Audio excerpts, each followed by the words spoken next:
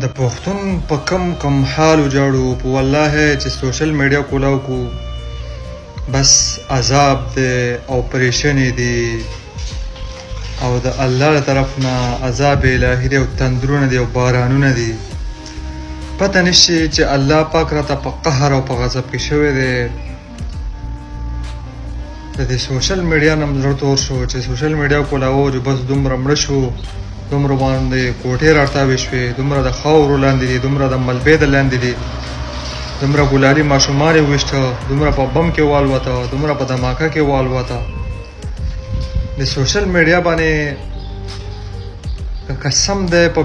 ډیلیټ کولو باندې مجبوره شو چې د فیسبوک او د ټیک ټاک او د ټوله سوشل میډیا ډیلیټ کو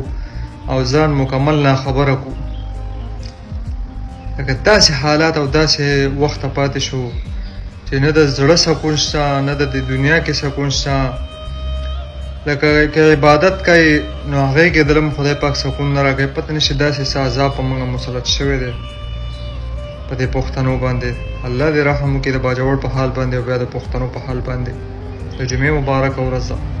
په خیبر پښتونخوا کې بارانونه دي سیلابونه دي او تندرونه دي په بډګرام په مانسیرا په بونیر په باجوړ ټول علاقې دای په لپیټ کې اغستې دي ټولو پښتنو نه عاجزانه درخواست او ریکویسټ کوم چې کم خلک دلته موجود دي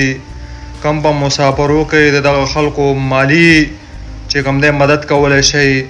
او چې څومره د پښتنو نه کېږي آس پاس چې څومره علاقې دي د انسانیت په طور د مسلمانۍ په طور د پښتونولۍ په طور باندې ټول راشئ د دغه پښتنو چې په بډګرام کې په مانسیره کې په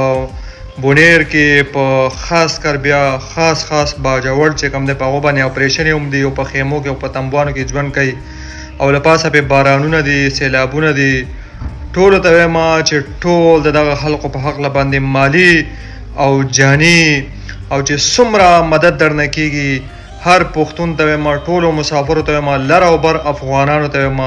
چې دې وخت کې موږ ډېر په تکلیف کې یو د خیبر پښتونخوا عوام زموږ سره ودرېږئ زمونږ د پښتنو مدد وکړئ ټول پښتنو ته وایم مسافرو ته وایم چې یوه پیسه درنه کېږي نو دغه خلقو په حقله باندې دغه تنظیمونو ته دغه چې کوم هلته تنظیمونه کار کوي ستاسو په علاقه کې چې کوم مشران یې هلته تلي هغو ته یوه پیسه هم د وس نه کېږي د الله د رضا دپاره او دغه پښتنو دپاره یوه پیسه د الله د رضا دپاره ورکوئ او ټول پښتانه دغه پښتنو سره ودرېږئ